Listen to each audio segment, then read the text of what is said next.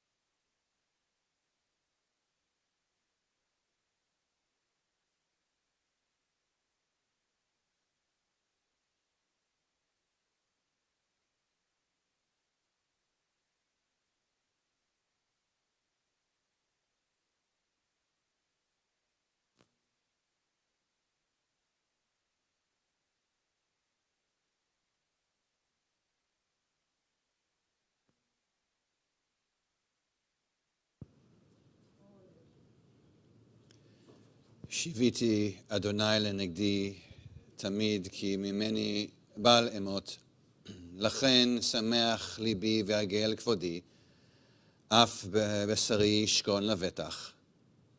I have set the eternal always before me. God is at my side. I shall not be moved. Therefore does my heart exult and my soul rejoice. My being is secure. For you will not abandon me to death, nor let your faithful one see destruction. You show me the path of life. Your presence brings fullness of joy. Enduring happiness is your gift, says Psalm 16. I know that I speak on behalf of Natalie's whole family when I thank you for being here this afternoon. In Judaism, we don't have any magic. We don't have any incantations. We don't have any wands that ease pain and sorrow. We don't have any magic to help with loss or with sadness. But what we have is all of you and your presence. That's what we have. We have community. We have people who show and hug and kiss and tell stories and reminisce and laugh and cry and eat because we're Jews. So we have to eat no matter what. And so thank you for being here and being present.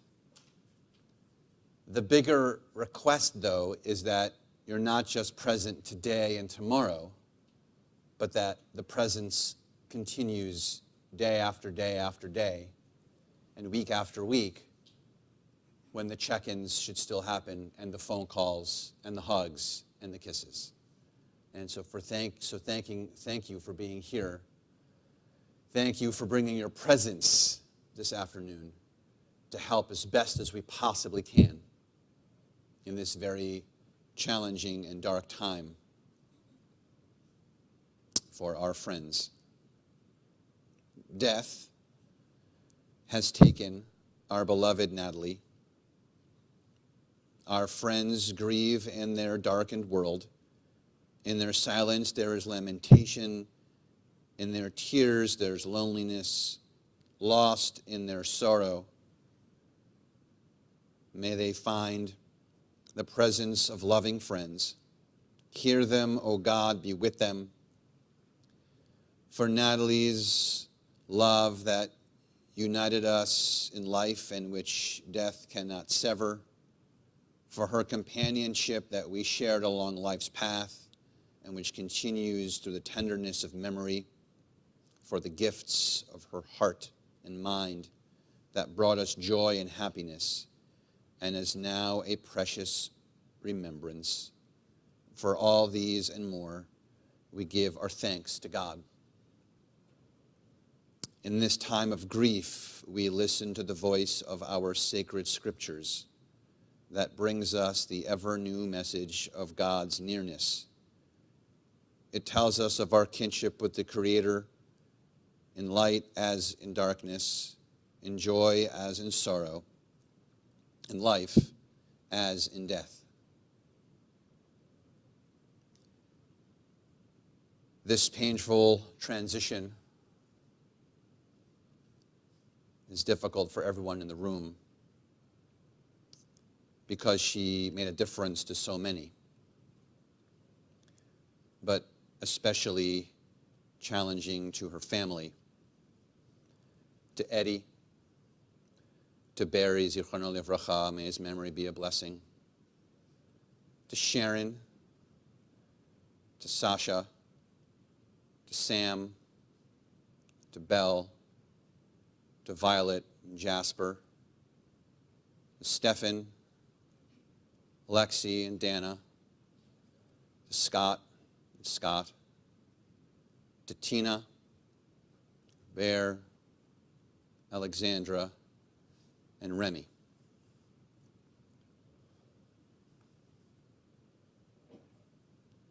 who use our sacred scriptures to try and help us through this darkness. Asher ha'ish asher lo halach b'atzat rashaim v'derech chata'im lo amad. Psalm number 1. Happy are those who have not followed the counsel of the wicked, or taken the path of sinners, or joined the company of the insolent. Rather, the teaching of God is their delight, and they study that teaching day and night. They are like a tree planted beside the streams of water that yields its fruit in season, whose foliage never fades and whose fruit always flourishes. Adonai ra'i lo achsar, binot deshe yarbitzeni ane menuchot yenahaleni. The Lord is my shepherd, I shall not want. He maketh me to lie down in green pastures, leadeth me beside the still waters. He restoreth my soul. He guideth me in straight paths for his name's sake. Yea, though I walk through the valley of the shadow of death, I will fear no evil, for thou art with me. Thy rod and thy staff, they comfort me. Thou preparest a table before me in the presence of mine enemies. Thou hast anointed my head with oil, my cup runneth over. Surely goodness and mercy shall follow me all the days of my life, and I shall dwell in the house of the Lord forever.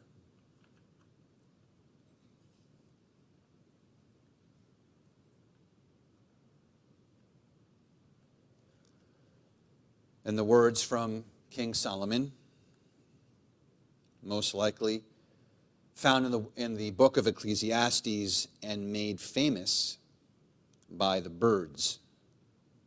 For everything there is a season, a time for every experience under heaven, a time to be born and a time to die, a time to plant and a time to uproot what is planted, a time to tear down and a time to build up, a time to weep and a time to laugh, a time to grieve and a time to dance, a time to throw stones and a time to gather stones, a time to embrace and a time to refrain from embracing, a time to seek and a time to lose, a time to keep and a time to discard, a time to tear and a time to sow, a time to keep silence and a time to speak. Today is the Jewish holiday of Tu B'Shvat. It is Jewish Arbor Day today. It's said, by the way, that when people pass around either their birthdays or certain holidays, it's said in Jewish text that they were extremely righteous. And I think there's no doubt for those who knew Natalie well that among the many qualities, she was an extremely righteous woman.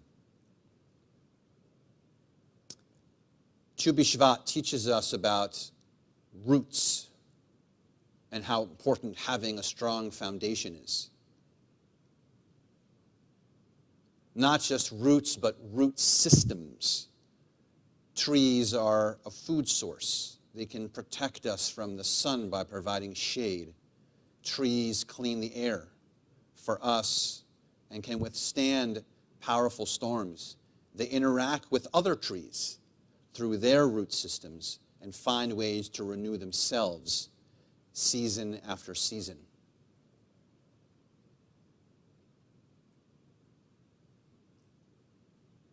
Natalie created that source, that root system, the shade when it was necessary, the strength when it was necessary to withstand any storms, the connection that she made with family, and found ways to renew herself over and over and over. And in the little that I unfortunately knew of Natalie, was summed up for me by a photo that I saw yesterday of her in her high heels, dancing with a fabulous dress and a fabulous necklace and just fabulousness all around.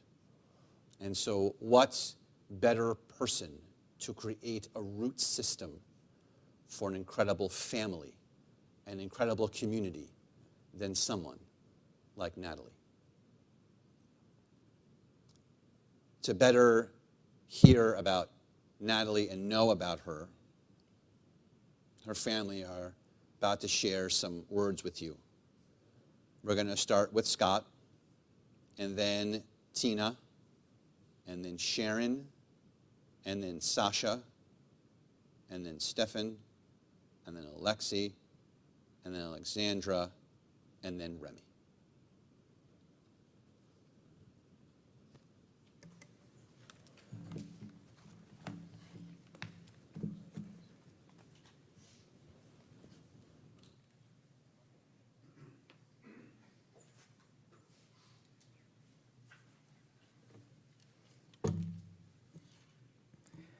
Hello, hello.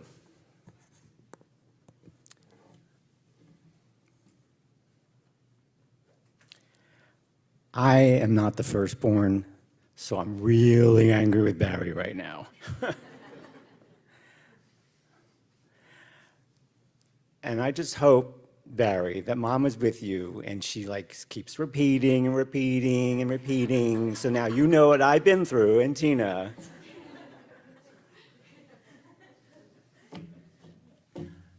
Happy repeating, we'll call it. Happy repeating, boy. She was so happy in her world that she ended up in, right? But everybody said, wow, is she so happy? Is that real? Yes, absolutely real.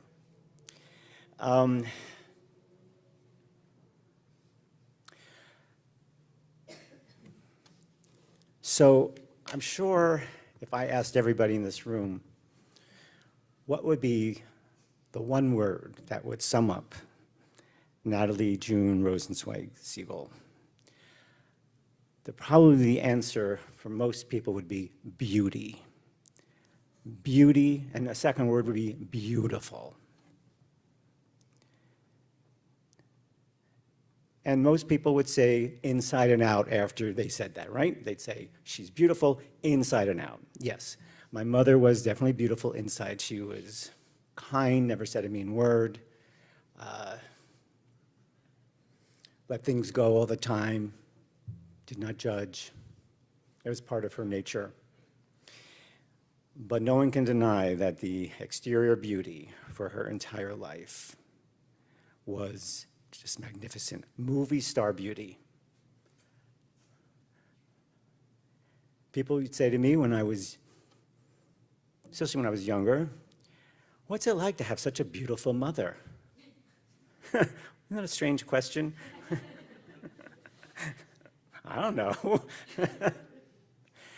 But a magnet for everybody, women and men. And she never lost it.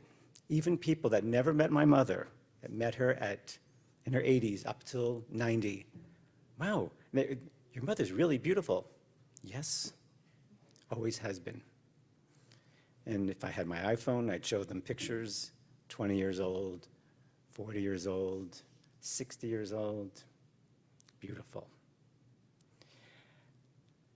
Yet she was modest or kind of humble about it. I never really asked my mother, I should have, Mom, what was it like to have your entire life to be so beautiful? She probably would have giggled, right? She might have said, I like it.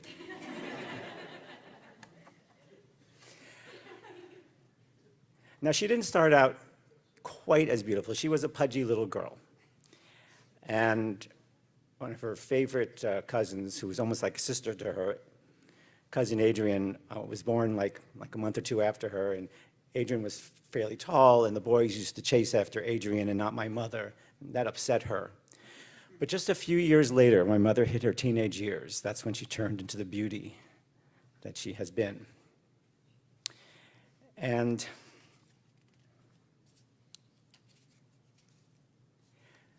this is a good time to talk about my mother's, like a little bit about her beginnings. So my mother was born in Southampton, but grew up in East Cog, Southampton, Long Island, and she grew up in East Cog. And she was born on November 6, 1932. And her parents, my grandparents, Solly and Florence Rosenzweig, and my grandmother's maiden name was Florence Sachs, and they had a produce kind of farm business out on Long Island, and there were very few Jewish families out there at that time.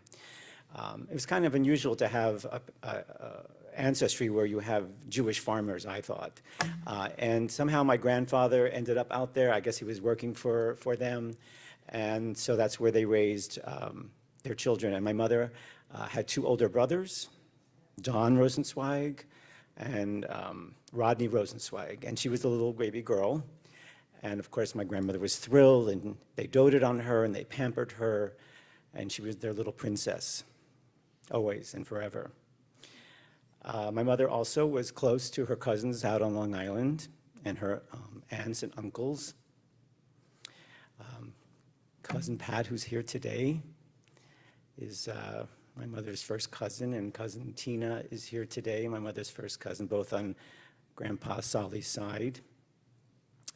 And my mother also had close cousins on her mother's side.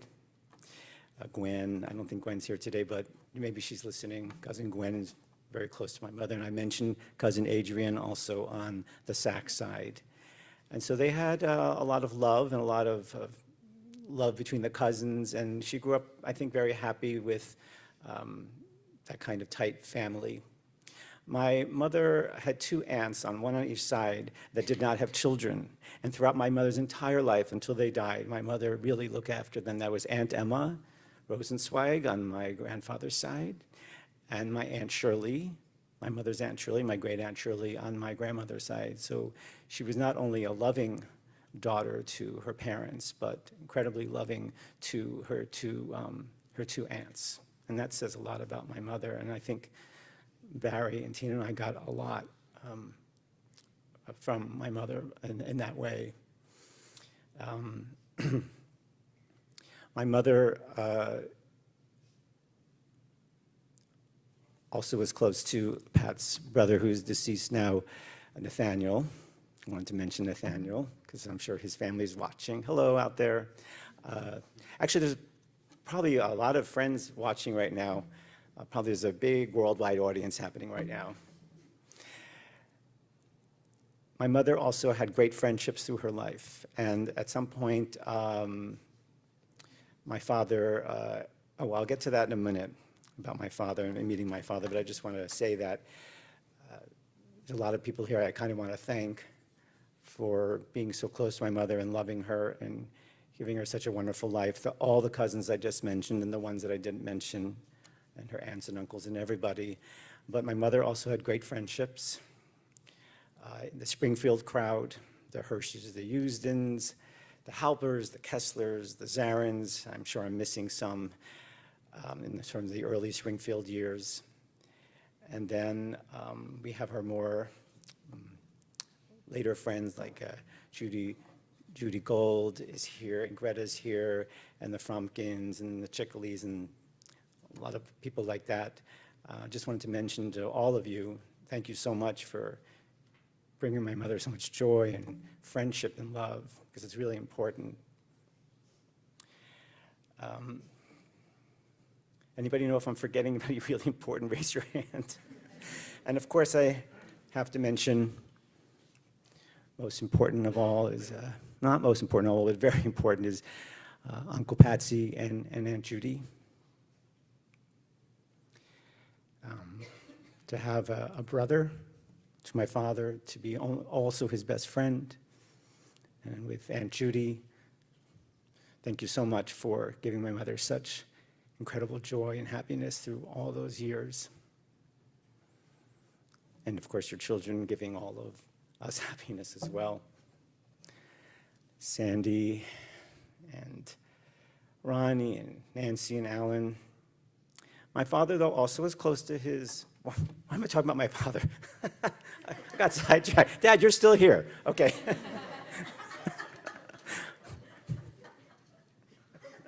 But I just wanted, because I'm thinking, Cousin Linda's here. Thank you, Cousin Linda, for all your love for my mother. Okay, so let's move on a little bit. I want to talk about, I don't want to tell a lot of stories about my mother because there's plenty of stories from maybe Tina and the grandchildren. So I want to focus on two things. Because I think what's important to me, because as my mother had her dementia, the things that were important to her about me started to come out more because she would just focus on the things that really were cemented in her soul and her memory and her relationship with me. The two things are blue and singing. Okay. My mother was so thrilled because she had Barry first, had brown eyes. She was so thrilled to have a blue-eyed baby. She dressed me in blue all the time. And to this day, I still wear pretty much almost 99.9% of the time I wear blue because of my mom. And as her dementia went on, she would remind me of my blue eyes, like constantly. First thing in the morning, because I lived with them. And this is like a surprise to her, as if she saw me for the first time. You have such beautiful blue eyes. Where did you get your blue eyes? Mom, I got them from Grandpa, your father.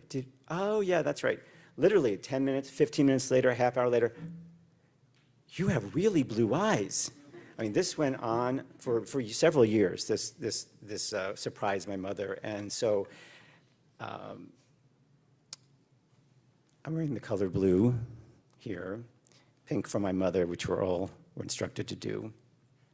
So that's why I brought up the word blue, and it's something that I will cherish forever, is my mother's, how she showed her love to me. I mean, I know she loved me in so many other ways, but that's how she just connected with me and showed her love, that her little baby boy with such blue eyes. And the second thing here is singing. That was a very close, strong relationship with my mother because not only did I have blue eyes, Barry was tone deaf, Tina was tone deaf, she was tone deaf, my father's tone deaf, but I also could sing. I started to sing around 5 years old, and the singing teacher, I guess you call it, Mrs. Stolworth in Sandmeyer Elementary School, called my mother and said, your son sings. And my mother says, yes, I know he loves to sing. She goes, no, but he sings, like he sings. So my mother started to nurture that for me. And I was in talent shows and things like that. And then when I was 10 years old, my mother took me to audition for the Springfield Community Players production of Mame, and I landed the role of young Patrick. And I was in the newspaper, and my mother took me to every rehearsal, helped me memorize my lines, and that began a whole lifetime, especially before I began to drive, of shows and musicals and taking me to rehearsals and coming to every single performance throughout my life, whether I was at Tulane, whether I was in California, New Jersey, Florida. I mean, my mother came to everything, and boy, did she get so much joy. So she was so excited, so excited. And whenever I would hum or I'd be singing, just like a natural thing, oh, sing more, or she would just stop and listen, and it was such a beautiful connection that we had. And I was so happy to be able to bring her that kind of joy throughout my life that lit her up like that. So I know this may not sound traditional for this type of thing, but I am definitely going to be singing here for my mother, because the blue eyes are permanent, so I'm going to add in the singing. And so that brings me to this. I'm going to sing 2 songs now, and I'll lead into why, and then at the very end, after everything's done, I will sing one more song for my mother. That's even more personal. So Now I'm going to talk about my mother, meaning my father, which leads into my first song. So as a teenager, and the reasons why this happened are unclear, but my grandfather brought my grandmother and my mother down to Florida to live in what's now South Beach. Initially, I was told, and I don't remember by who, that the reason he brought her down to Florida is because there weren't a lot of Jewish boys in Long Island at the time, and my grandparents wanted my mother to meet a Jewish boy. And there's plenty of Jewish people down in South Florida, still are.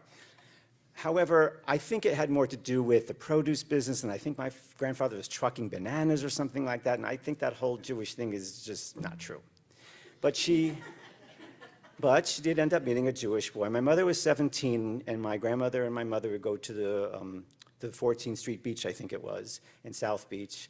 And one day, my father, 5 years older, was playing football with his brother Patsy, and he saw my beautiful mother, and he went over to her and was flirtatious, and my grandmother, Florence, said, "She's only 17." And he said, "Well, when she's 18, I'm going to ask her out." And that's how it happened. And he waited a year, or however long, until she turned 18, and that's how they met on the 14th Street Beach.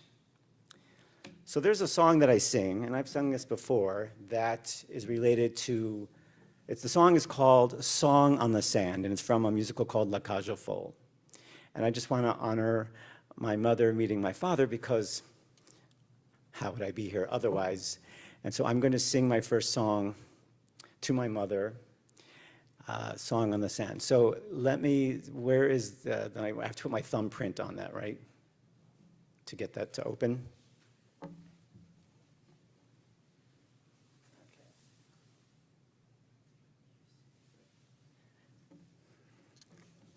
By the way, it's not unusual for me to sing at family things. I sing at everything, but just usually not this type of situation. But here we go. Louder, please. Louder, please. I can't really hear the music. We have to get this right. You have to go to the beginning, because I'm going to miss how to come in.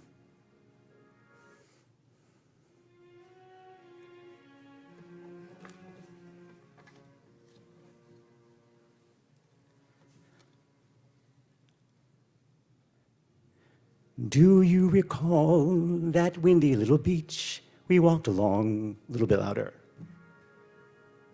That afternoon in fall, that afternoon we met. A fellow with a concertina sang. What was his song? It's strange what we recall, and odd what we forget. I heard la la da dum, la da dum, as we walked on the sand. I heard la la da da. I believe it was early September. Through the crash of the waves, I could tell that the words were magic. Something about always, something about forever. Though the years race along, I still think of our song on the sand. And I still try and search for the words I can barely remember. Though the time tumbles by, there is one thing that I am forever certain of. I hear la la da dum, la da dum, la da da da da dum. And I'm young and in love.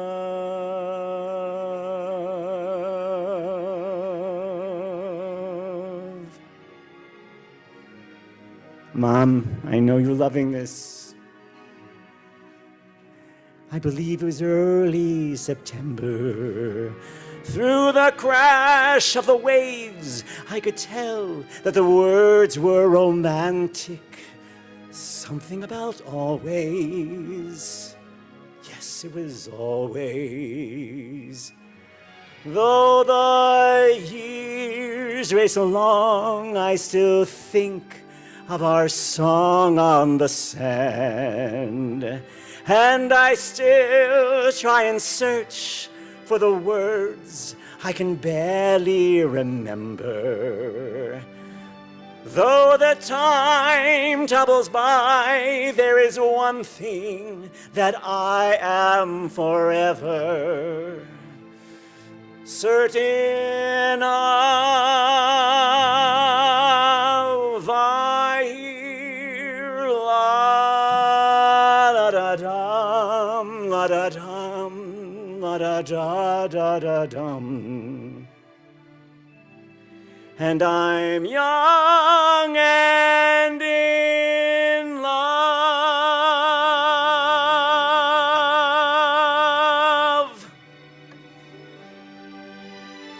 I love you, Mom.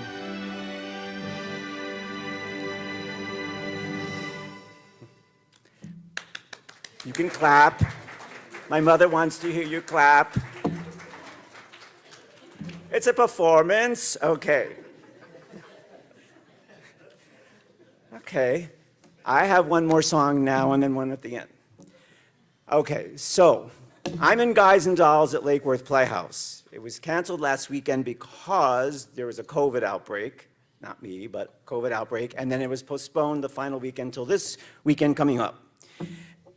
So one of the things my mother didn't forget was that I was in this musical, which is very interesting, right? She forgets everything else except for my blue eyes and the fact that I'm in this musical.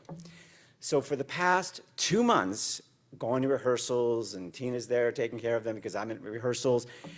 Oh my God, all day. When are you going to be in the show? When can I see the show? And we'd say, not yet, and all that. And I'm so excited. Are you excited? Yes, Mom, I'm excited. Well, she's not going to see me in the show, but I brought the show to her. I have one solo in the song, in the second act, and now I get to sing it for my mother because she's not going to be at the show. So, Sam, is it still open, the music? And it's More I Cannot Wish You? Okay. Hold on, a little sip of water.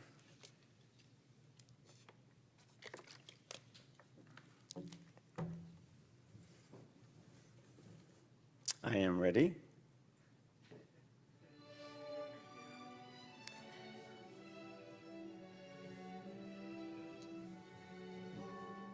Velvet, I can wish you for the collar of your coat, and fortune smiling all along the way. Can you make it a little louder?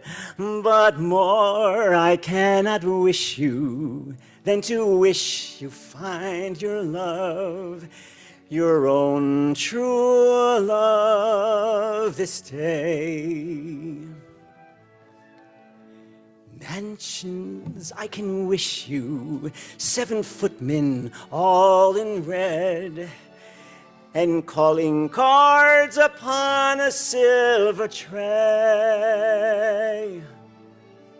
But more I cannot wish you than to wish you find your love, your own true love this day. Standing there, gazing at you, full of the bloom of youth. Standing there, gazing at you, with the sheep's eye and the licorice tooth, Music, I can wish you merry music while you're young, and wisdom when your hair has turned to gray. But more I cannot wish you than to wish you find your love, your own true love this day. With a sheep's eye and the licorice tooth and the strong arms to carry you away.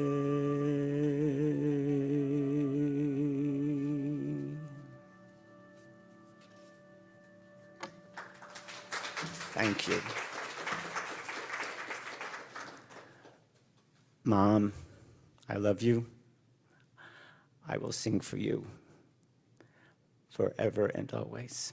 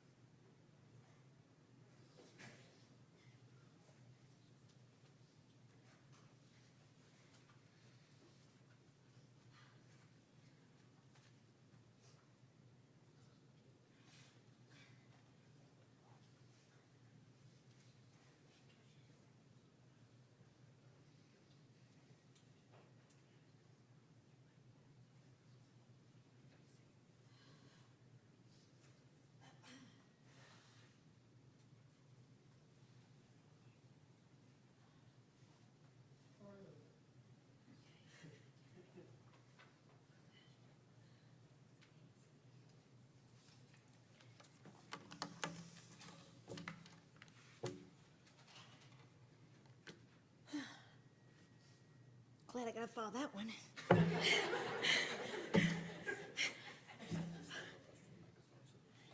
This one or this one?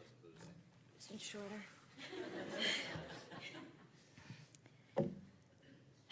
Like Scott said, I'm tone deaf, so I will not be singing.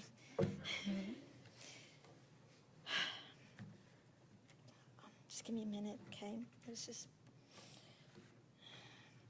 I'm not sure if I want to use my glasses or not use my glasses. Hold on.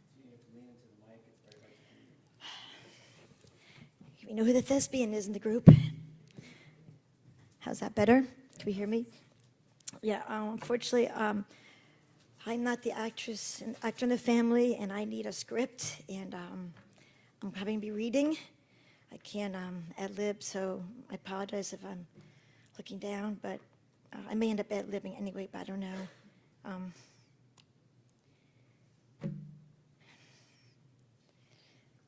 If you all noticed, Scott mentioned some things that I will talk about, that we're all wearing a little touch of pink today in honor of my mom. She never liked the way she looked in black, and as Scott would say, it's not your color, Mom. And her favorite color is pink. And we're also not here to mourn my mom, but to celebrate her beautiful life. The pink is her smile and love shining in each of us. Alex, Remy, and I actually ran to Bloomingdale's this morning to have something to wear today. It's only fitting that we were out shopping in honor of my mom. And it reminded me on how every time my mom and I walked into Saks Fifth Avenue, she would pause, take a deep breath, and say, "It's still so beautiful."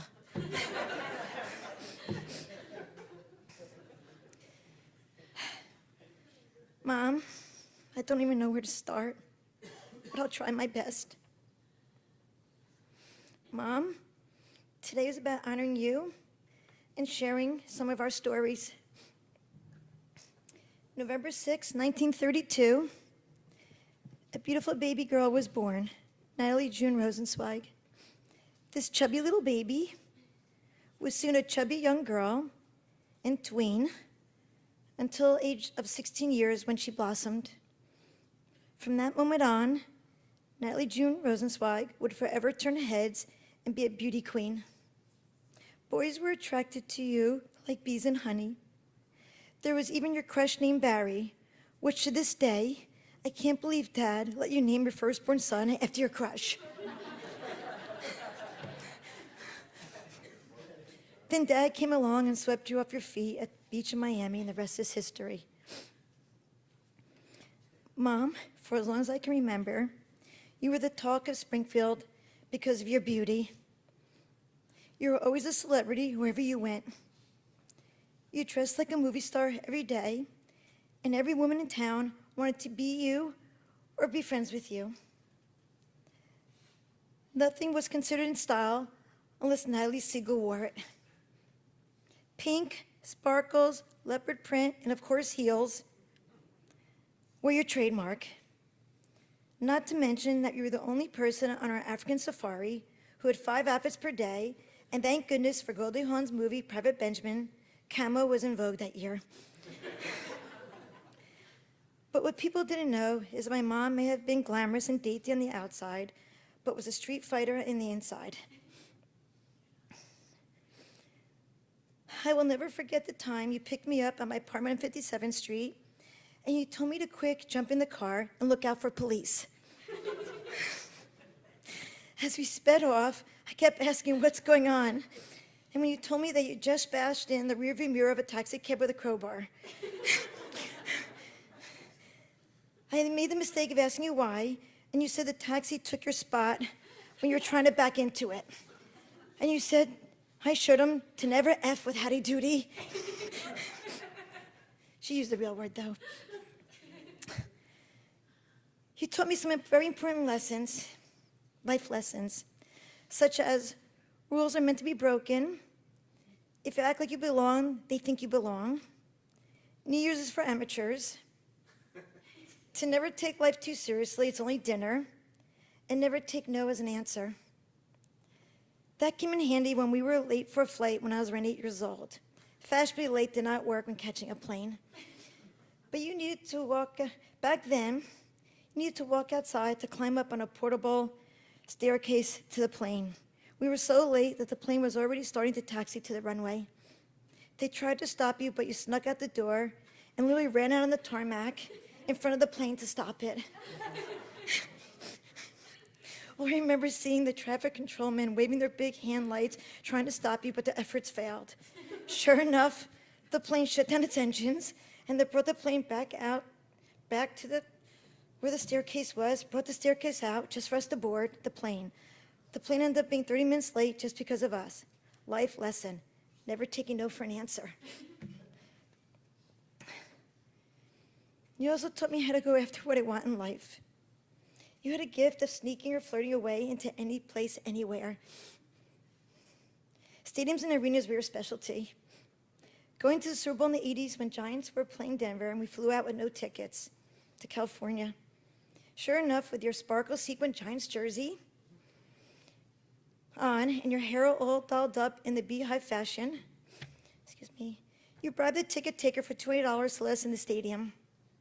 Then once inside with your flirtatious eyes and tipping the seat usher another $20, he led us to the front row seats behind the Denver Broncos. We were so close the players were blocking our view. And then 20 years later, you're back at it again at the Hard Rock Stadium, once again wearing your blue Giant sequins jersey. We walked into the press entrance without tickets, and they let us pass through because I'm convinced they thought you were the owner of the team. As you said, act like you belong, they think you belong. You also taught me important life lessons on how to skip the line at restaurants by pretending to be another family, how to walk out of a restaurant. Sorry. How to walk out of a restaurant, not pay when the waitress doesn't bring the check. How to pretend to be 12 years old until I was 18 years old to get child discounts and everything. This is just a small sampling of your important lessons. And of course, teach me how to shoot crab and play blackjack came in handy for our adventures to Atlantic City.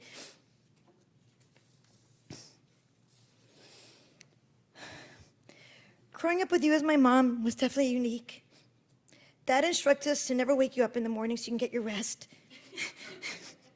Not really sure what you're resting from, but the beauty parlor maybe, I'm not sure.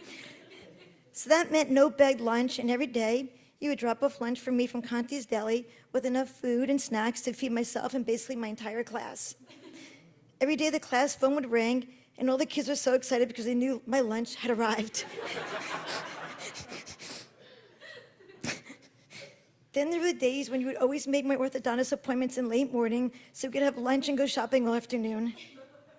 Not to mention the days you begged me just to skip school altogether so we could spend the day together. How I ever got to Tulane, I don't know. Then, of course, there were the school bake sales.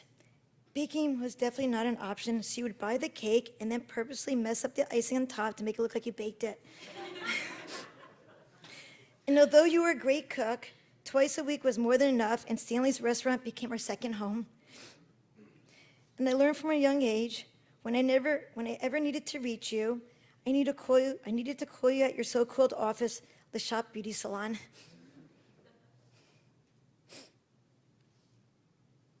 Mom, everywhere you went, you were the life of the party, from dancing on tables to swinging from chandeliers. But watch out. Being a Scorpio, there are many women who ended up with drinks poured on their heads because they were talking to Dad. And even later in life, I would be remiss to not mention you're being banned from Alex's softball games for calling the coach a C-O-C-K. You can fill in the rest. Nobody was going to mess with Howdy Doody, especially when it came to protecting her grandchildren. I laugh about all the things that made you unique from the other moms, but the truth is, that is what I love most about you.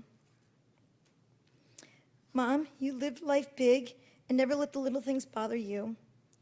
You had a gift of always seeing life through rose-colored glasses.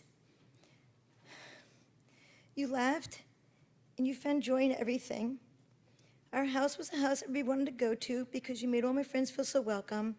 They all loved my mom, especially all the boys in my high school. My mom was the orange crush.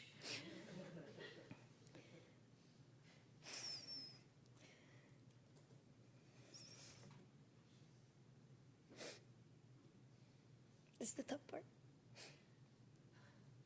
Mom, you have given me a life full of unconditional love. And as part of the love, the most wonderful gift you could ever give me is accepting me for who I am and encouraging me to excel in the things that I love to do. After having 2 sons, you're ecstatic to finally have a little girl.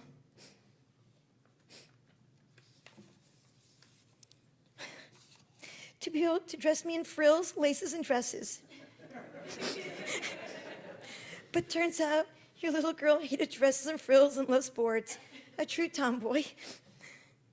You embraced my ways and even became my softball coach, even though you didn't know anything about the game. You never missed one tennis match, basketball game, or softball game of mine, no matter the weather. You were the only mom who was at every single game, in your heels, cheering louder than anyone. And of course, our mom-daughter excursions. We would leave the house early in the morning and not come back until 12 hours later. Dad knew to just stop looking for us. Time just flew by when we were together. We talked about anything and everything. You were my advisor, my confidant, and my best friend. Leaving for college was one of the hardest things I had to do. I was not only saying goodbye to my mom, but also my best friend. I could not imagine not seeing you every day and sharing life with you on a daily basis. But our relationship never changed. It was just a lot of very expensive long-distance phone calls.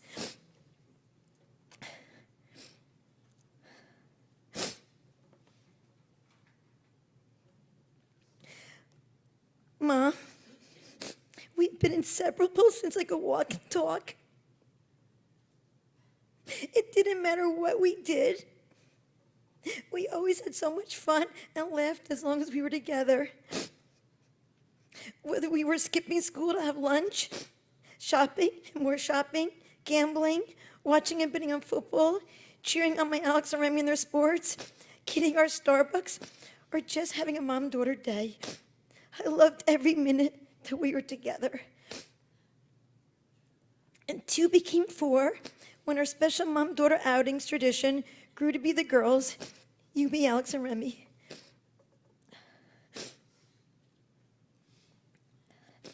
Mom, you taught me how to love life, laugh at myself, and enjoy.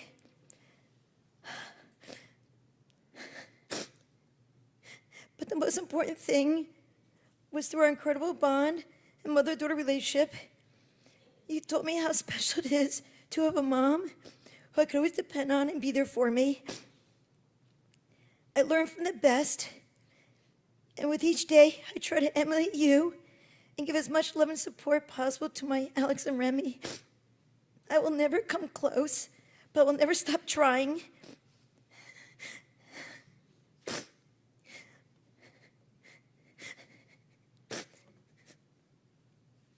Mom, you're everything I aspire to be.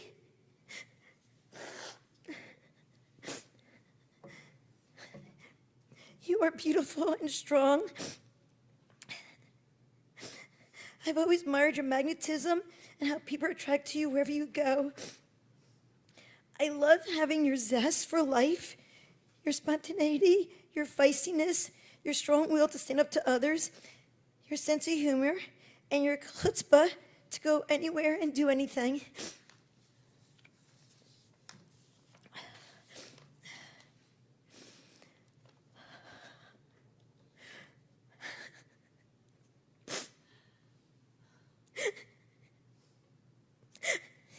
Just need a moment, okay?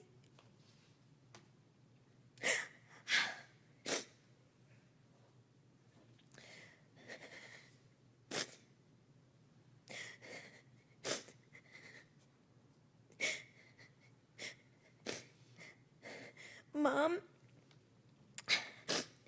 thank you for giving me a life full of so much love. Not knowing, but our last day together was you and me getting your hair done, a manicure, and of course a Starbucks. A perfect day.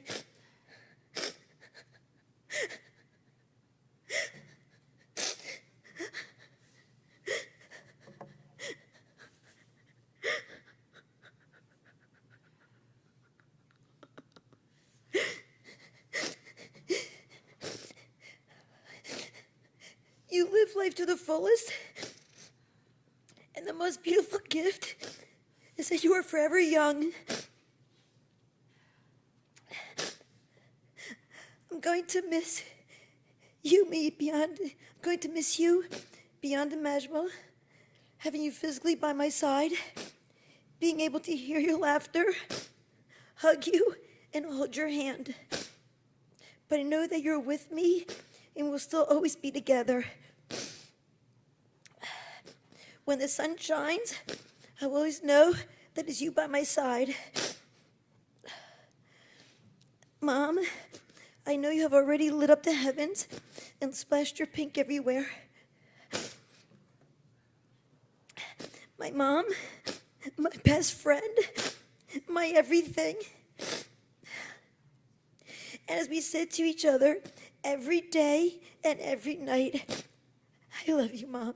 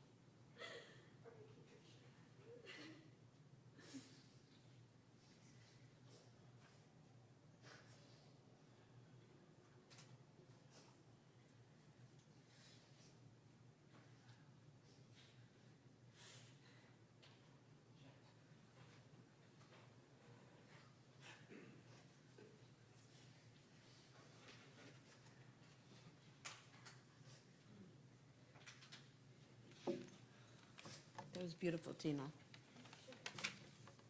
You too, Scott.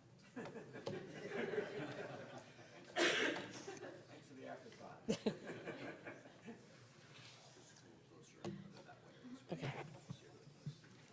Good. So, for those of you who don't know me, I'm Sharon, Barry's wife.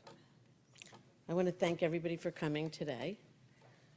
It means everything to the family. So I'm going to eliminate some of my duplication that Tina said and that Scott said. So I'll tell you a little of my history. I met Natalie and Eddie in 1980 when I was in law school with Barry. And after our third date, he wanted me to meet his mother. So of course, we made a plan to have dinner. So not knowing Natalie, I didn't know that have dinner meant going out to dinner instead of like going home and cooking dinner. That was my first Natalie Segall life lesson. Everything was more fun in a restaurant. I was pretty nervous when I met them, but he assured me that they would love me and that I would love them. He was right. They were so charming and gracious and funny and welcoming. In fact, Natalie was the most fun adult I had ever met. She made everything a lot of fun. Natalie introduced me to a whole new world called Shop Till You Drop. It wasn't just department stores and sample sales, but it was the gift show at the Javits Center, which was one of her favorite occasions. To those of you who knew Natalie, you would agree that 50, 60 frames at a week at the Javits Center was not too much, and she would do that all the time. One of my favorite experiences with Natalie was a trip to Bangkok in the 80s. She found out that we were going to do a river cruise in Bangkok, and our first stop was a snake farm. Do you remember? And she was really upset until I explained to her that snakes turn into pocketbooks. And so there we went, and we bought 20 pocketbooks on that trip. And we also had to buy a tote to put the snake pocketbooks in. And we were buying them for everybody, and we even got Tina 2 pocketbooks because we thought one day Tina will use a pocketbook. But we were wrong.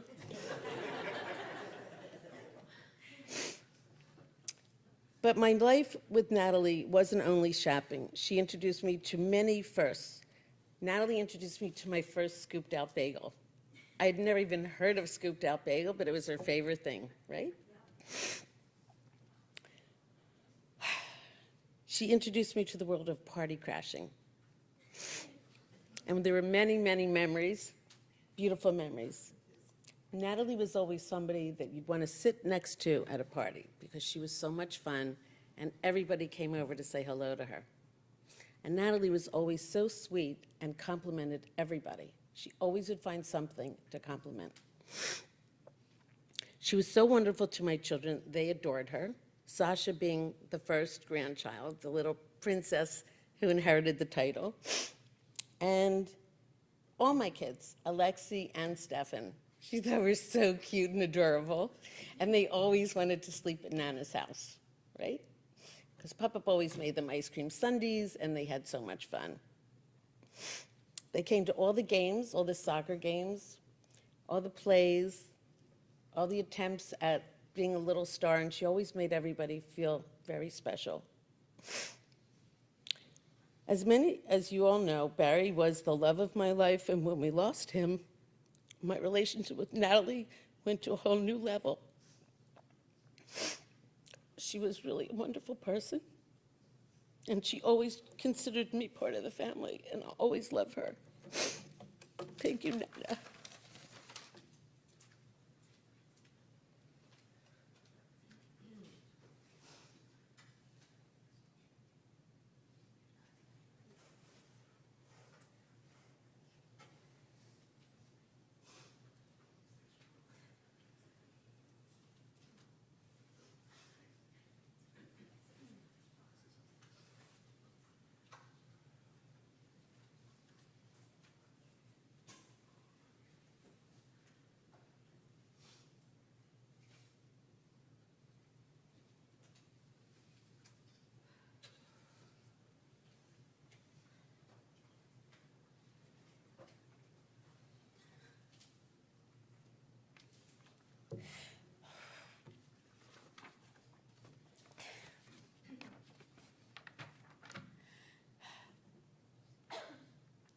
This is going to be tough.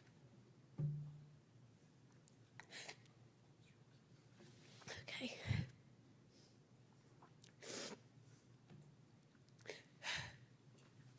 Well, many of us have different people we call when we're sad, or when we're happy, when we want to complain or need advice, to discuss trivial things like what church should I wear to a party, or more important things like should I go to law school.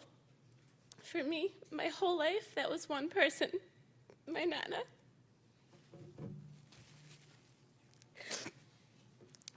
I was Nana's first grandchild, and while I've heard many times the story of how I just lit up Nana's world from the moment I was born, Nana, you have forever changed mine.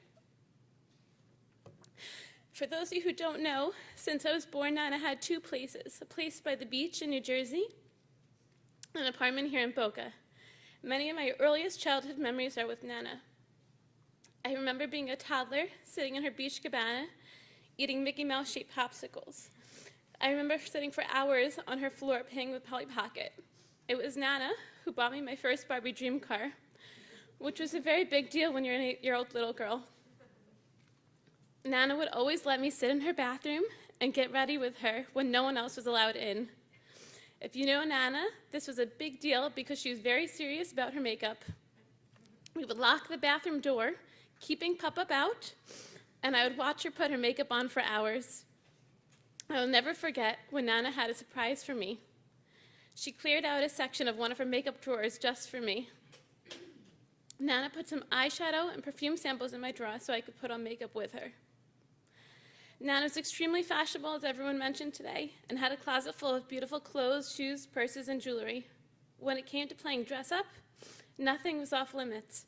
I remember as a child feeling nervous that I would ruin a beautiful pair of her shoes, but Nana didn't mind. During sleepovers at Nana and Pop-Up's, Nana and I would sleep in her bed, and Pop would sleep in the guest room. Every time I slept over, Pop would bring us bowls of ice cream in bed. I would go to sleep, and Nana would read next to me in her nightgown.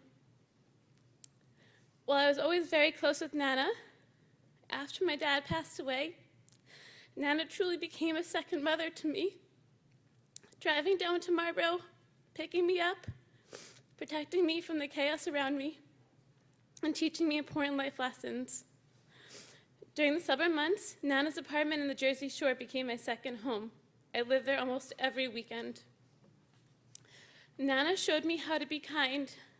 Down the Jersey Shore, Nana lived on the 18th floor. Every time we encountered someone in the building lobby or elevator, Nana stopped and greeted every single person with a huge smile and asked them about their day. I have a distinct memory of getting to the elevator one time when I must have been around 13. Per usual, Nana was dressed to the nines, heels looking glamorous. We stopped at a random floor on the way down, and in walked a new person to the building. She was much older than Nana and much less fashionable. Nana immediately turned to this woman and said, "Hi, I'm Natalie. What's your name?" That was Nana.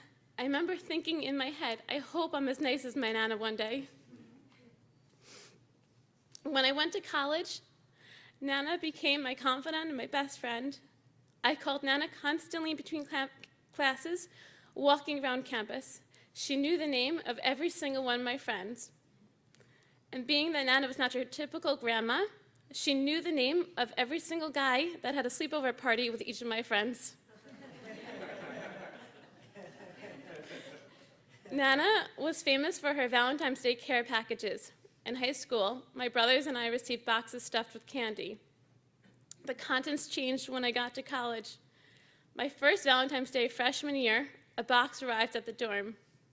Instead of candy, it was filled with matching undergarments from Victoria's Secret and a note that said something to the effect of, "I hope you're having fun in college. Love, Nana."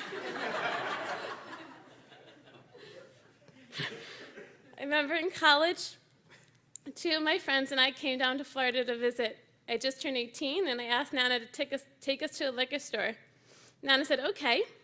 We went inside, and Nana bought me anything I wanted. A few days later, when we went clubbing in Miami, we got a little delayed and didn't come back until the wee hours of the morning. The next day, Nana pops into the room where the girls were staying and goes, "Did you have fun, girls?" That was Nana. When I went to law school, it was harder for me to see Nana as much because I was always studying, but I still talked to Nana constantly. In December 2013, on a cold winter night in New York City, I called Nana at around 9 p.m. on a Saturday night to check in. Nana asked me what I was doing, and I explained that my friend was having a party, but I was in bed because it was a few weeks before finals and I didn't feel like going out. Nana said to me, "Sasha, get out of bed. You might meet the love of your life."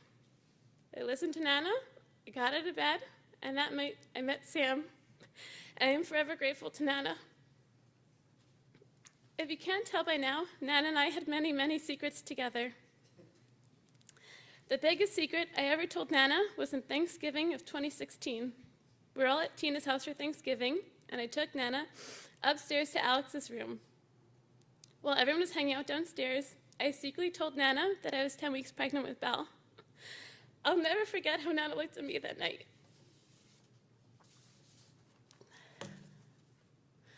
When we decided to move to Florida, I picked Boca because I knew that meant I could see my Nana all the time. It also meant that I had an opportunity to give back to Nana. She'd be able to watch my children grow up, her great-grandchildren. I have taken full advantage of Nana being 15 minutes away the last 5 years. Nana has come to a countless number of her great-grandchildren's baby music classes, school shows, birthday parties, and even Belle's violin performance this year.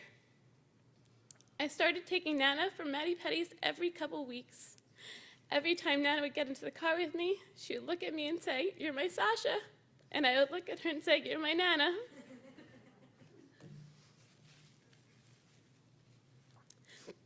On Wednesday, I had my last dinner with Nana. It's a little hectic because Sam was playing pickleball, so I had all 3 kids. And Jasper was there, and if you don't know Jasper, he's normally a bit of a yeller. But not this time. Nana sat next to Jasper, and for the first time in months, Jasper just ate his dinner nicely and played with Nana for an hour at the table at the restaurant. Nana kept looking at me, beaming with joy and saying, "Look at him eat," or "He really knows me." Yes, Nana, Jasper really knows you. I know that I should be grateful that Nana has formed such a strong relationship with all 3 of my kids, but instead I feel devastated that I lost my best friend, my champion, my everything.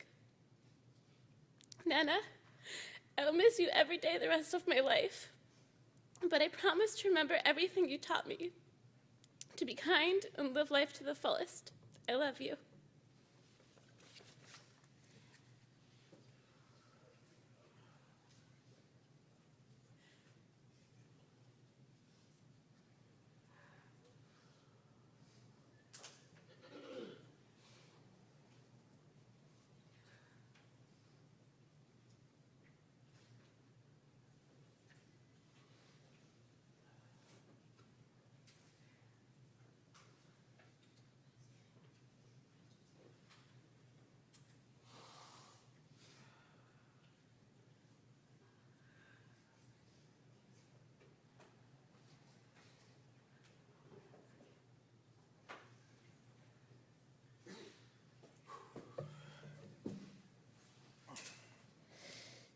Hi, everybody.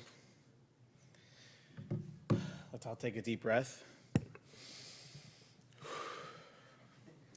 Yeah, can you guys hear me okay? Maybe I'll go to the taller one, because I'm so tall. You can really feel the love in the room. And I didn't know what to expect today, but it really shows, and you can feel the impact that Nana made on everyone, every single person in here, because everyone's telling the same story, and everyone knows that everyone else gets it, and I think there's something really special there.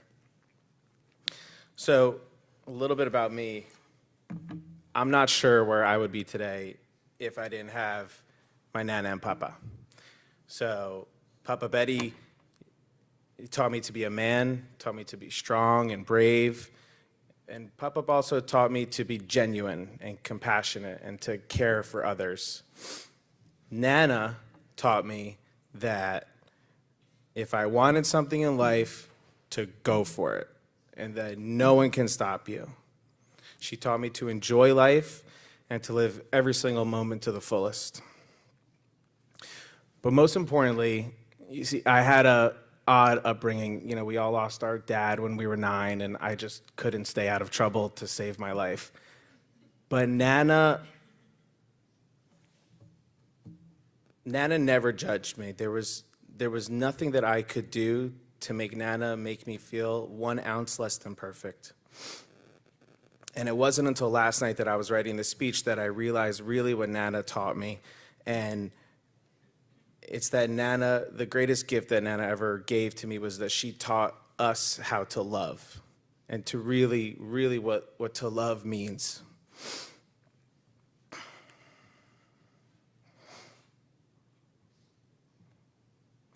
Nana taught us to treat the ones that you love with endless care, to shower them with compliments, like Uncle Scott said, repeatedly.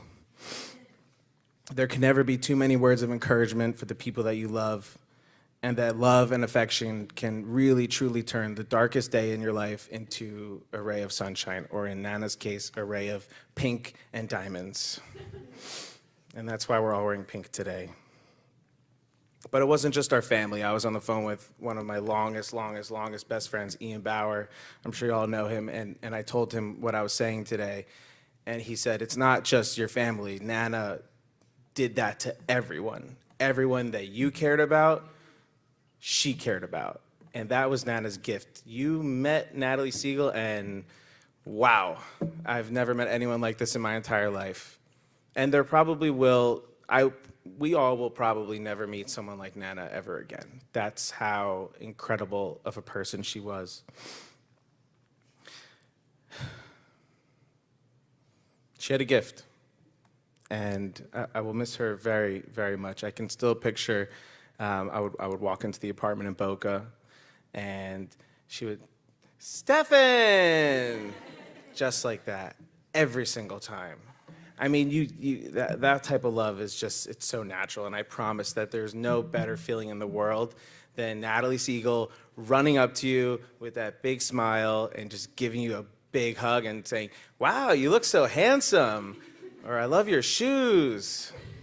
She was really special. You'd feel that. You would feel that magic. You'd feel that magic for hours. A few weeks ago, we had dinner, me, Tina, Nana, Pop-Up, Alexi, and Dana, and everyone was their old self. And, you know, Papa was telling his crazy stories, and every then and again, with perfect timing, Nana would chime in and say, those were the days. And she would talk about Vegas, and Nana loved Las Vegas, and I think I got that from her. So Nana and I had a tradition that I want to share with all of you. So I used to have a convertible, and I would call Nana and say, Nana, I'm coming up. And she would say, Frankie? And I would say, that's right. And I would pick up Nana. She would get in the car. I would put the top down and blast Frank Sinatra driving around Boca West. And we did that for like an hour each time. And I would just, and she was like, where are you getting all this music? And then I taught her about Spotify.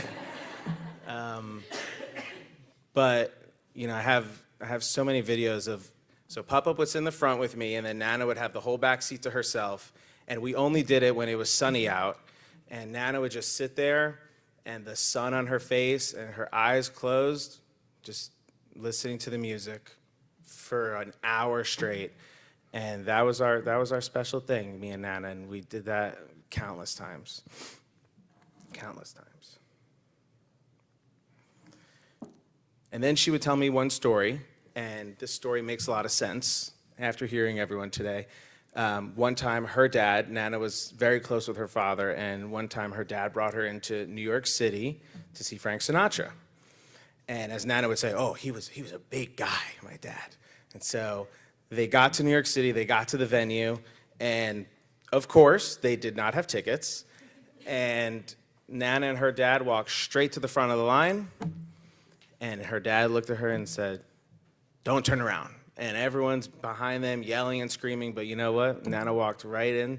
Nana and her dad walked right in and saw Frank Sinatra. They had like one of the first rows. And that's also a lesson that I learned from Nana, which is don't wait online. Walk straight to the front.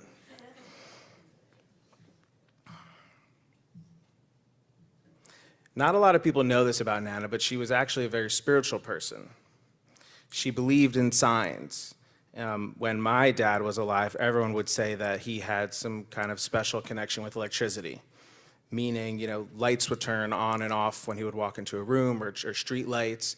Very odd and random, but way too often to just be a coincidence. Nana believed in that, and I've witnessed it. I know my whole family has seen these things, and Nana and I would sometimes be like eating dinner or hanging out, and just the lights would turn off. But it wasn't just like a flicker. The lights would turn off, and maybe it was 1 second, but it felt like silent, total darkness for a long time, even though it was just a flash. It was a different kind of darkness, and Nana would always look at me and say, "That's Barry." And so, I can only hope that Nana and my dad are together in heaven together, and I can't wait to get that first sign from them where I could look up and I can say, that's Nana. That's my Nana, that's my dad sending me something. She's looking down here today, and I know that she's smiling. And she might have a tear in her eye, and she might be sad, but she's sad because we're all sad. And she would want us to celebrate. She would want us to tell good stories, just like the good old days, the old Natalie Segall days. Nana, you were absolutely the greatest grandmother that anybody could have asked for. You changed our lives to a degree that no one could believe. And I'll end with the fact that Nana loved Instagram. Everyone knew Nanagram. Nana became famous. And so Nana, you're up there. And so please keep following us. Please keep clicking that little heart. Please keep loving our lives and our experiences. Enjoy the show. Everything that I do to make you proud. And keep saying, "Go, Stefan," from heaven, because it really keeps me going. Thank you.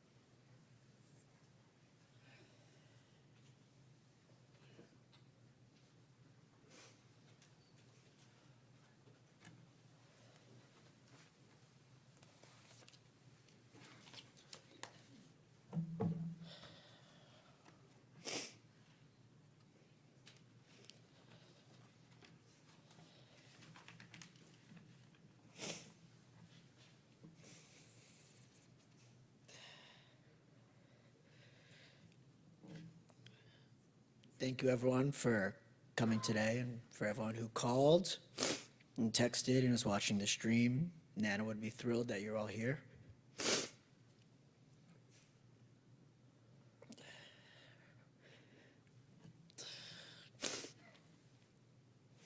My speech today was incredibly difficult to write. There's so much I want to say about my Nana. I want to tell so many stories about my Nana. Like the time she came to one of my many soccer games and was cheering for the wrong team. Or all the times that she'd lift her legs over her head in a restaurant. And a friend said to me today that she's an angel in heaven right now. But the truth is, she was an angel here on heaven, on earth with us. Albeit probably the only angel with bedazzled Chanel wings that had a bad habit of saying shit.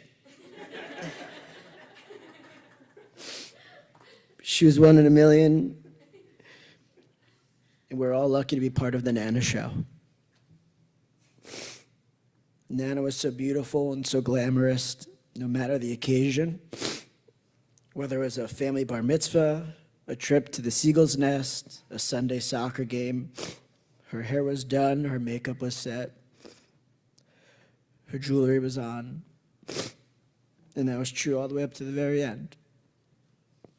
She was the queen of pink and cheetah print. Nana was truly a role model. She lived life to the absolute fullest. She had so much love to give. She loved her family so much. All she wanted to do was to be with us. She was an amazing mother to Scott, Tina, and my father. She was an amazing Nana to Sasha, Stefan, Remy, Alex, Belle, Violet, Jasper, myself. She was all of our first Valentine. She likely taught us all our first curse word. Not only was she a Nana to us, but to everyone that we loved, including Sam, Dana, and Jordan. Although a majority of the time she was flirting with Jordan. But that's a story for another time. I'm so grateful to have so many dinners with Dana, Nana, and Papa. She loved to hear our love story. The last time we were with Nana, Dana and Nana were bonding over a matching cheetah print sweatshirt that Dana got her. It was so much fun, so incredibly fitting. It's no secret that Nana was the life of the party. She truly loved to party. There was nothing that was going to stop her. Even if there wasn't a party, Nana turned it into a party. A trait that Stefan and I have really picked up over the years. She really loved life. She had an infectious laugh and so much positive energy. Over the last few years, in my opinion, her humor and positive energy really came to life. She'd forget how old she was, and if we said she was 90, she would say, 90? Holy shit. Then start hysterically laughing.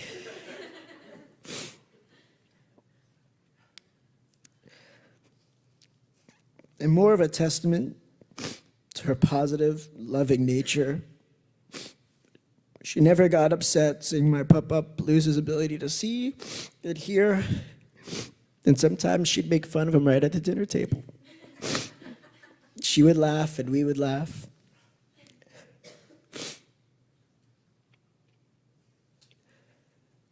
I remember the third time I tore my ACL.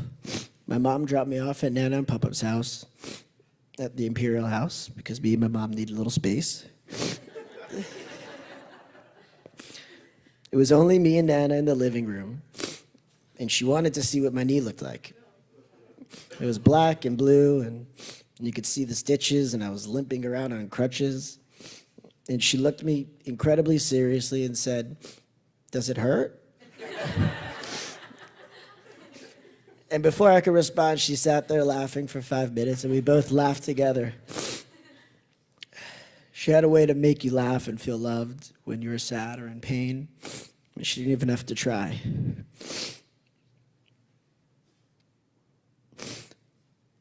I never thought about this until I was writing this speech, but so many of my best qualities have come from my Nana. I'll never say no to a party or the opportunity to swipe my credit card for some new clothes. I once heard a rumor or two that I was a flirt. I always try to make people laugh, and more importantly, I love to be the center of attention. As many of you have seen, Nana and I had a tradition, if you will, where I'd lift Nana up in the air. Sometimes it was by plan, sometimes it was a surprise. Nana would scream and giggle in laughter. But the truth is, my whole life, it was only Nana who was lifting me up.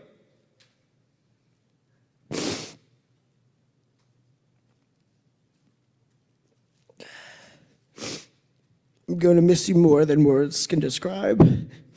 I'll keep partying and smiling and loving and laughing for you. I hope you and my father are partying it up in heaven. And please try not to get kicked out. Thank you.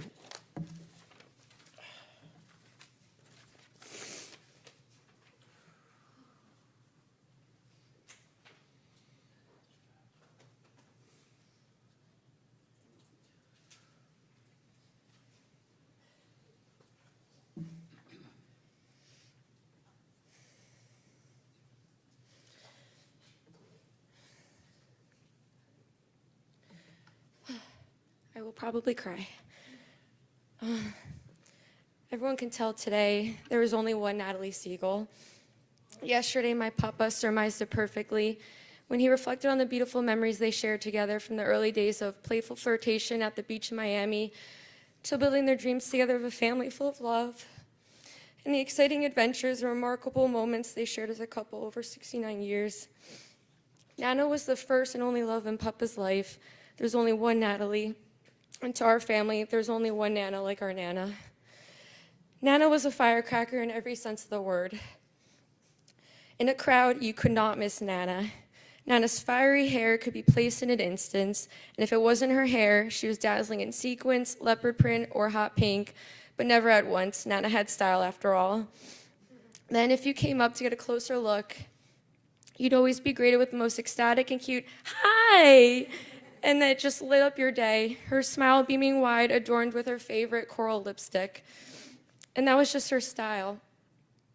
But Nana was glamorous, gorgeous, and stunning. And anyone who would describe Nana to me, their first words were often, "Yo, your grandma is hot." But Nana was more than just a stunning redheaded beauty. She was the most beautiful, loving, caring, and funny person inside. Nana was so self-confident, she complimented everyone earnestly. She wanted us to feel beautiful and worthy just as she felt. Nana never held back on making us feel special. She never skimped on the love and encouragement of her loved ones. I'll miss her famous line, "Konahora, poo poo poo," after the most wonderful compliment that made you feel on top of the world. But now it's mine to carry forward. Nana loved hard through her words and her actions. If she wasn't calling me beautiful or smart, konahora, poo poo poo, she was spending every second she could with her girls. I cherish the days during my childhood when Nana would take Remy and I shopping and made us feel so confident for school. A funny quirk about Nana is she always had to use the bathroom. Anytime we got anywhere, she would start giggling, and Remy and I just knew, uh-oh, we gotta take Nana to the bathroom quick. So many memories of laughing so hard trying to find the bathroom while Nana and I and Remy are all lost in the mall, and she would end up peeing her pants a little bit anyway. She taught me to get away with peeing anywhere as tactfully and ladylike as possible, and that's how I survived Mardi Gras in college. After shopping, it was ice cream, and Nana let us ride in her convertible with the top down, even though Mom said we couldn't. She also took us golfing at the driving range and bought us ice cream after. We got a lot of ice cream, and in our later years, it became Starbucks. I loved sleepovers at Nana and Papa's because that meant Nana's mac and cheese. It was easy mac, she wasn't making it homemade. But following that, we were renting a movie while we snuggled up in our big fluffy bed, finished off with French toast in the mornings. Remy always fought for pancakes, but French toast always won. We adored her beautiful collection of silk scarves, bags, and shoes, and she would let us make full outfits and put on fashion shows for her and Papa. But that was Nana. She loved spoiling us, and we had a special pass to have all the fun with Nana. Nana was also my #1 fan. She showed up to every single game I had, even when I was on the bench. Freezing cold, blistering hot, raining, except she had to cover her hair. She was at every tennis match, softball game, basketball game, you name it, where I always heard a big, "Go, Alex!" Nana cheered for every point, even the ones I lost sometimes. She didn't understand and always understand the game, but her heart was always in it. One memorable year, Nana got a bit too into softball, as my mom mentioned earlier, and during my first time ever playing in the major league, the coach was not the most fair in balancing playtime with the other kids on the team, and when Nana got wind of what they were doing to her, Alex, she did not hold back. Let's just say she let my coach really have it, maybe calling him a word I should not say here. A few weeks later, I received a letter from the town telling me to control my grandmother, or the board would ban her from my Little League games. I think we have it framed somewhere. Nana not only went to the end of the earth for her loved ones, but any room Nana walked into, it instantly lit up. She was the life of the party and always made a good time the best time. She was a big Giants football fan, often donning her famous fully sequined Giants jersey. The 3 generations of girls, Nana, my mom, Remy, and I, would go to the Giants game and leave the boys at home. It was a girls' thing in our household. Given Nana's admirable confidence, her motto was, "If you act like you belong, people will think you belong." Somehow, every time I went to a game with Nana, we either ended up in the front row, the VIP section, the players' locker room, or the field. Yes, the field. Nana couldn't be stopped. If Nana strutted by and smiled, she was led in anywhere. One particular game, we went to the Giants versus Miami Dolphins down here. We parked in handicap for Nana, of course, so she wouldn't have to walk far. We entered the stadium, super confused by where we were, so we just keep walking past checkpoint after checkpoint after checkpoint, just following Nana for some reason. And at one point, we're just on the field, nobody stops us. Nana was my idol and role model. I feel like many can go through life just existing, but Nana brought a sparkle everywhere she went. I can't picture her without a smile and laughing, clicking around in those glamorous pair of heels. My papa said Natalie always wore heels when the world was in flats, and it was true. She was always laughing, dancing, or pulling her foot over her head. She flirted with all of my guy friends, and they loved it.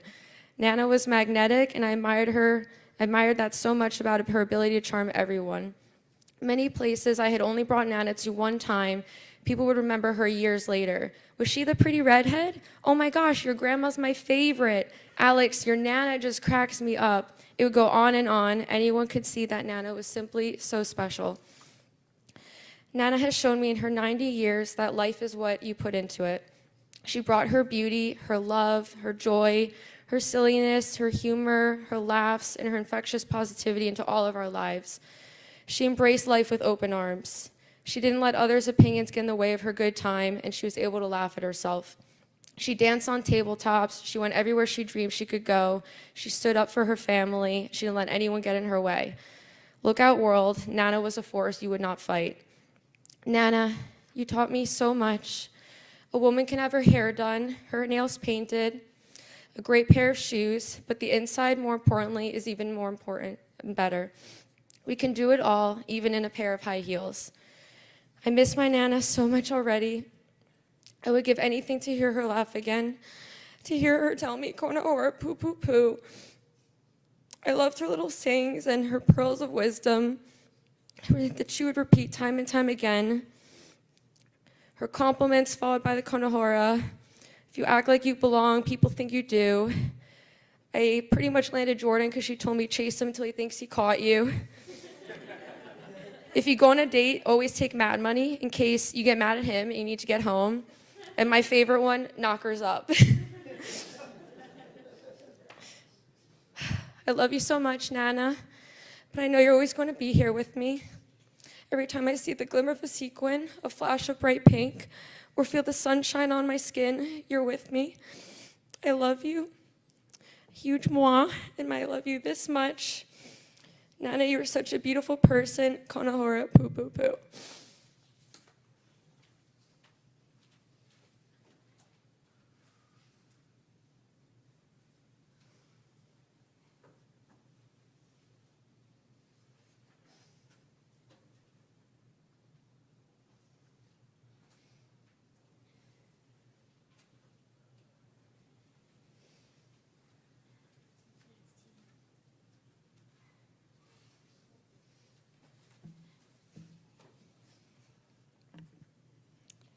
Hi, everyone. Can you hear me?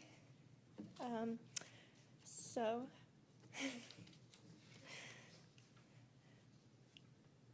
good thing there are tissues up here. That was smart.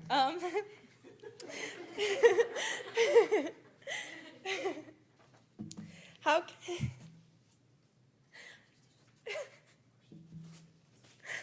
Sorry. How can I describe my vibrant, strong, crazy, amazing, happy... Sorry, I messed up already. How can I describe my Nana's vibrant, strong, crazy, amazing, happy personality in just a short speech?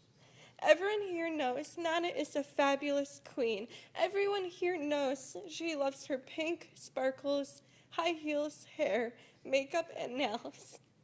However, Nana's sparkle is not from her high heels, but it's from her contagious personality. She is my... I tried to fit as many adjectives as I could. She is my caring, beautiful, loving, selfless, crazy, hilarious, flexible, life of the party Nana. Hopefully, the stories I tell will show a glimpse of the Nana I saw. And as Nana would say, everybody knockers up, now I'm ready to begin. Every week, Alex and I counted down the days until Friday, not for the weekend, but for Friday night sleepovers. Every Friday, Nana and Papa would take us to Blockbuster. We would pick out a movie, pick out a snack, and we slept over. During the sleepover, we obviously raided Nana's closet because she had the best stuff. We dressed ourselves in her nightgowns, dresses, scarves, purses, high heels. We did a fashion show. Everything was so big on us, and we made a complete mess while doing it, but Nana loved it. She didn't mind that we raided her closet. She didn't mind that we made a mess on a weekly basis. She loved our smiles. Another great Nana memory is obviously shopping with her. My mom, Tina, was very strict that we couldn't buy things unless we needed it.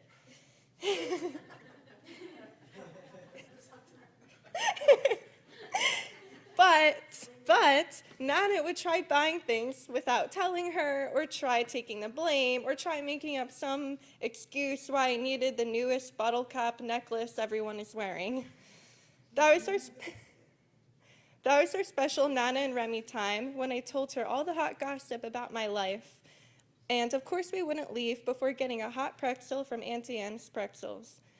Then after a whole day of shopping and made us exhausted, she drops me off home. We show Mom everything that we bought. Mom looks at Nana like, really, Ma, again? One particular shopping story I remember is when Nana brought me with her to run some errands before it was time to pick up Alex from her friend's house. She had to buy Papa his cologne. She found his cologne, and since we're in a rush to pick up Alex, she rushes over to the counter to buy it quickly. So here's the thing. I was around 5 or 6 or 7, and I was such a really small child, and the counter was very, very high. I honestly have no idea what Nana and the sales lady were saying. All I remember was that they're bickering back and forth for a very long time, and finally Nana leaves. Oh, silly Nana, she forgot Papa's cologne. Don't worry, I'll grab it for her on the way out. The sales lady follows us onto the street, berates Nana, accuses her of stealing. Everybody here knows nobody messes with Nana. Nana yells back, saying, "The nerve you have, how dare you accuse me of stealing?" We all know never cross with Nana. I should add, I'm standing there holding the cologne the entire time. Clearly in my own world. Nana and I finally get in the car, and I said to her, "Can I open this for Papa?" She looks up into the rearview mirror. "Open what?" I said, "The cologne." Her face was priceless, and needless to say, shopping with Nana is always an adventure. Other people have touched on this about how Nana isn't just so kind and doesn't only show love to her family, but to everyone who she meets and even her grandchildren's friends. She was so full of love. I would invite my friends to Nana's speech at the Imperial House on the Jersey Shore. That alone was a nice gesture, but Nana goes above and beyond. She put a mini fridge in the cabana, stocked the whole thing top to bottom with Sprite. She bought chips, I'm pretty sure wholesale, because they were huge, so many of them, displayed it in the cabana when my friends and I came. She even bought my friends lunch, even people who she met that day. She went above and beyond to make her beach day great, and she treated everyone with the same love that she gave her own family. I know we all joke around saying that Nana's royalty, but did you know that she actually was famous? During my winter break in COVID, Nana and I had nothing else to do, so every day we did the drive-thru in Starbucks, and I taught her TikTok. We made Nana her first TikTok account. She did her dances, put on her best outfits, and she simply acted like the icon she was. She blew up, and even Starbucks followed her. The real verified Starbucks account. So Nana, now you can say you are the celebrity that we all know you are. And every time I go to Starbucks, I'll be thinking of you. Nana was a very special grandma. She didn't come for the holidays and a weekend every now and then. She was the second mother to all of her grandchildren. She was at every single one of my soccer games, even in the very cold, rainy weather. Most of the players' own parents weren't there, but my Nana was there, all bundled up. She would make sure to fly back to New Jersey from her Florida winters in around mid-March so that she could watch me in my annual middle school musicals. I should add, I was never a main character. In Willy Wonka and the Chocolate Factory, I was the squirrel. In one scene. Regardless, Nana always made such a big fuss about my role and made sure to fly back to see it. You're so good in the play, Kanahora poo poo poo, or you're so pretty, Kanahora poo poo poo. She always knew how to make you feel special. Even on my days I didn't feel like I was looking so great. Nana, you are one of a kind. I'm so happy I have you as my Nana. I know you're up there with your mom, dad, and son watching us right now and laughing at these stories. I hope to be half the woman you are. You are an icon. You have inspired me to go through life with a smile, laughter, and positive personality. I'll treat everyone with love the way you did. Of course, except when someone messed with your loved ones. I love you so much. I'm so happy to say you were able to visit the stadium where I work, and you said that you were really proud and impressed. Kanahora poo poo poo, and I want to end this speech the same way that we ended every single phone call together. I love you. Mwah.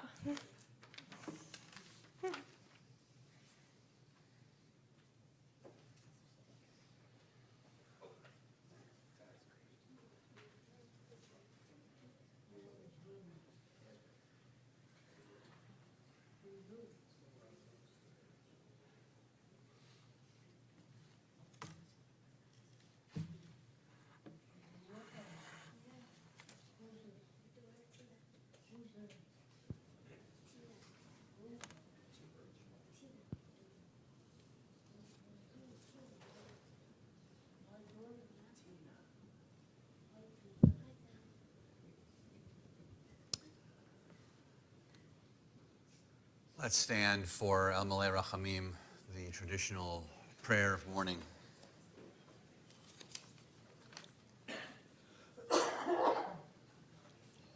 El Malei Rachamim, שוכן במרומים, המצא מנוחה נכונה תחת כנפי השכינה, עם קדושים וטהורים כזוהר כי המזהירים, את נשמת תניה בת זלמן, שהלכה לעולמה.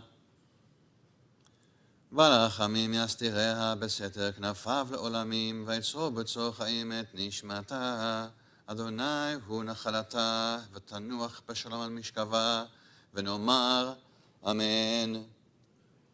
Compassionate God, eternal Spirit of the universe, grant perfect rest in your sheltering presence to Natalie, who has entered eternity. O God of mercy, let her find refuge in your eternal presence, and let her soul be bound up in the bond of everlasting life. God is her inheritance. May she rest in peace. As together we say, Amen. ברוך אתה אדוני אלוהינו מלך העולם, אשר יצר אתכם בצלמו וזן וכיכן אתכם בטובו, והמת אתכם בדין, ונטע בתוככם חיי עולם. ברוך אתה אדוני דיין האמת. Repose you, Adonai, our God, rule of the universe, who forms us in a divine image, who nourishes and sustains us in your goodness, who causes all of us to die, and who implants immortal life within us.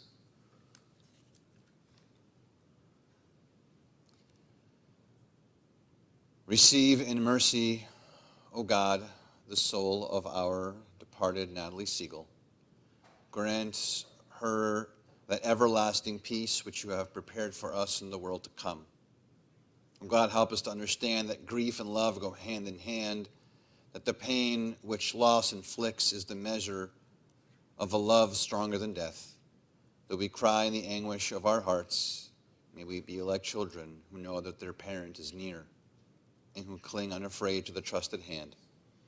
In this spirit, O God, do we commit all that is precious to us to your keeping, as you repeat words hallowed by the generation.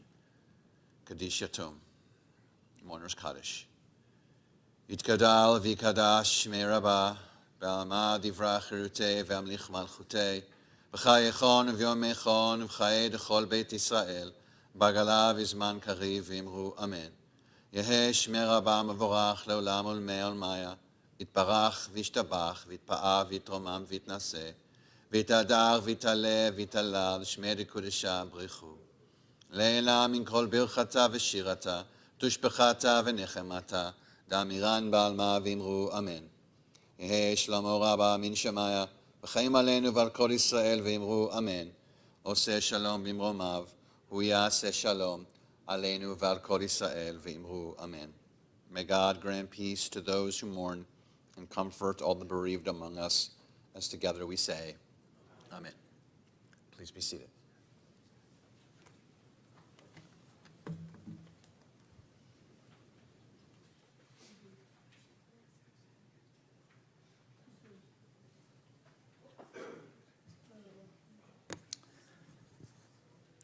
Okay, you don't have to applaud after this one, but Mom, I have one more song, the most perfect song for you.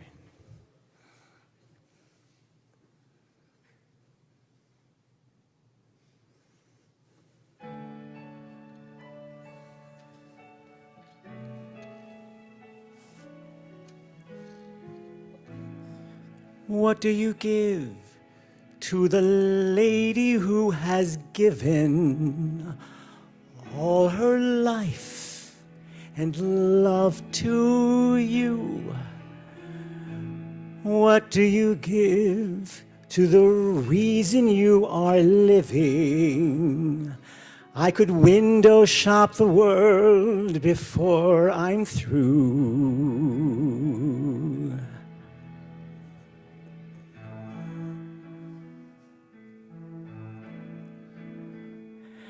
Mama, a rainbow. Mama, a sunrise. Mama, the moon to wear. That's not good enough. No, not good enough. Not for Mama. Mama, a palace. Diamonds like doorknobs, mountains of gold to spare. That's not rich enough. No, not rich enough. Not for Mama. Mama, a lifetime crowded with laughter. That's not long enough. No, not long enough. What can I give you that I can give you? What will your present be? Mama, young and beautiful, always young and beautiful, that's for Mama. I shall always be. That's for Mama. With love from me.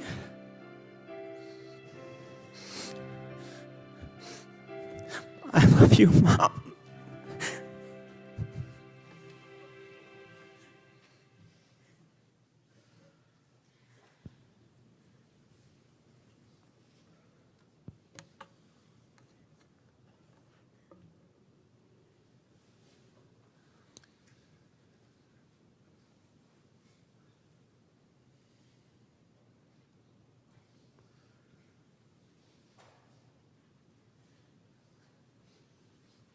Following our service, everyone is invited to home of Sasha and Sam for Aruchat Havra'ah, for the meal of consolation.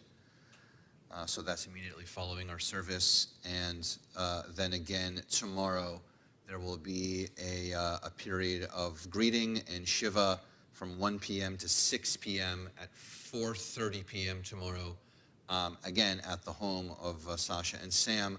We will have an opportunity again for us to have a short service and give the opportunity to the family to say Kaddish again with a community there. So also Congregation B'nai Israel will be reading Natalie's name both Friday nights and Shabbat mornings for the next month during our services. That concludes our service for the evening.